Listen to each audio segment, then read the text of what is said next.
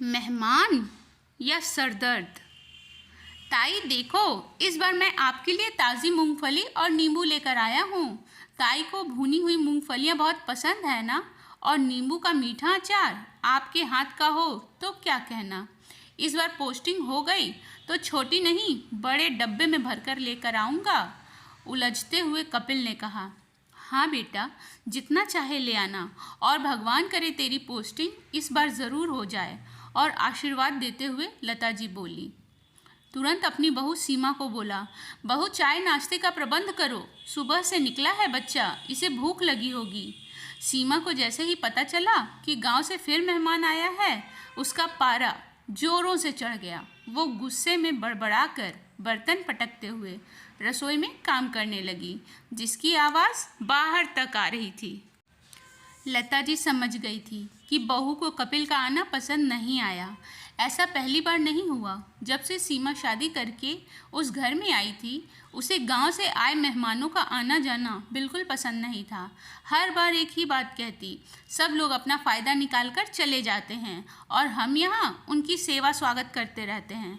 आपके मेहमान मेरी आफत बन जाते हैं। असल में विशाल बाबू और लता जी कई सालों पहले गांव से शहर नौकरी और बच्चों की पढ़ाई के सिलसिले में आकर बस गए थे। गांव में खेती बाड़ी थी, इसलिए माँ बाबूजी वहीं रुके। अब जब भी कोई काम से शहर आता था, उनके हाथों गेहूँ, चना दाल, सब्जियाँ पहुँच जाती।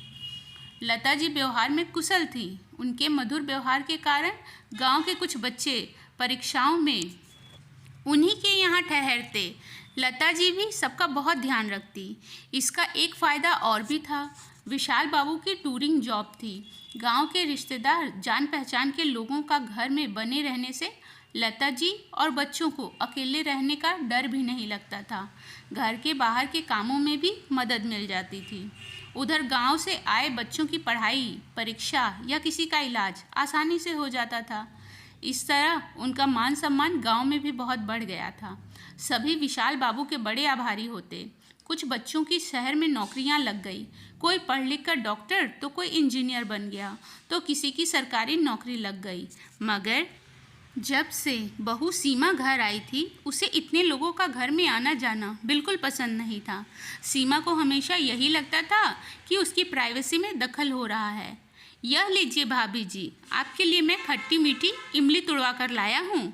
गांव का सीधा साधा सज्जन कपिल बिना सोचे समझे रसोई में पहुँच गया। तुम्हारी हिम्मत कैसे हुई मुझे भाभी कहने की? तुम हो कौन? मैं तुम्हें नहीं जानती, और ये फालतू की चीज़ें मैं नहीं खाती। आइंदा से घर में इधर उधर घूमने से पहले इजाज़त ले लिया करो। न जाने कहाँ कहाँ से चले आते हैं। मान न मान, मैं तेरा मेहमान। गुस्से से बड़बड़ाती हुई सीमा जोर से बोली। चाय का कप पटकते हुए, बहू ये क्या तरीका है बात करने का? ये हमारे घर के मेहमान हैं, और ये तो तुम्हारे ससुर जी के खास दोस्त का बेटा है।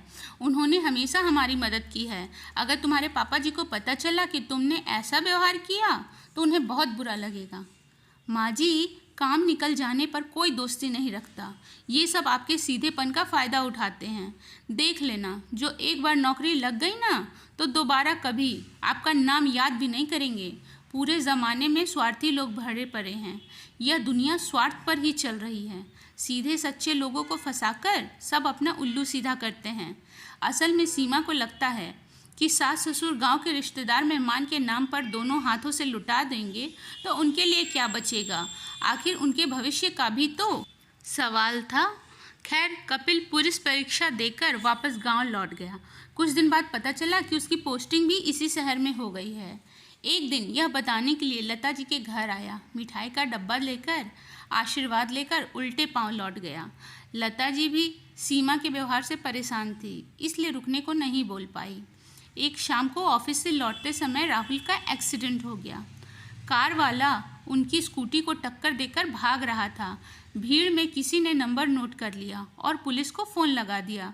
इत्तेफाक से वहीं से निकल रहे कपिल ने राहुल भैया को पहचान लिया और एम्बुलेंस से सीधे जिला अस्पताल पहुंचाया। पैरों पे कुछ चोटें लगी थी और एक हाथ में फ्रैक्चर हो गया था। इसके बाद कपिल ने घर पर फ़ोन करके सभी को इस बारे में जानकारी दी। कुछ ही देर में सभी अस्पताल पहुंचे। कपिल ने विशाल बाबू को सारी बात बताई। कार वाला भी पकड़ा जा चुका था, ये खबर भी बताई गई। वे बोले, बेटा तुम्हारा एहसान मैं कैसे चुकाऊंगा? अरे ताऊ जी, मैं आपका छोटा बेटा ही हूँ, आपकी मदद करना मेरा फ़र्ज़ है।